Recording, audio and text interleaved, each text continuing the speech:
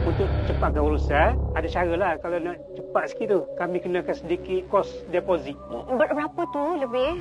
Kita tambah 200 deposit tu.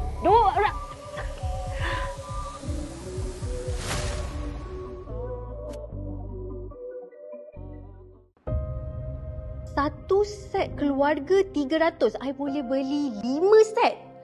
5 set. Cukup dah ni. Mak, ayah, kakak. Boleh beli banyak untuk diorang. Ini tandanya umpan sudah kena. Wow, berapa jam ni? Dah kena. Apa dia minta ni? Oh, bayar. Oh, terus back in. Oh, last stop. Weh, kena beli terus. Okay, back in. Dia minta nombor akaun dah ni. Bagi yang saya share tadi tu.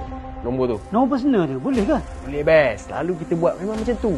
Orang akan excited. Dia takkan perasan benda tengah murah ni. Pelik nama dia. Dia tak apalah, yang penting murah. Pejam mata. Dia bayar dah buat payment ni.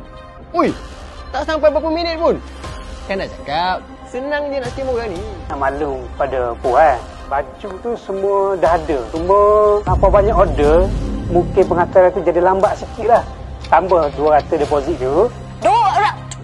Baju tu esok pengantaran kita buat, kami akan bagi semula refund balik yang 200 tu. Bolehlah 200. Tapi besok sampai tau. Dia bayar 200 tu. Dah masuk? Masuk dah. Ui, mantap memang. Macam ni lah scammer berjaya. First job dah berjaya. Oh, terima kasih banyak. Tapi kalau lama lagi, lagi kaya kita ni. Sebab tu kita kena cari mangsa baru. Jom. Tolonglah.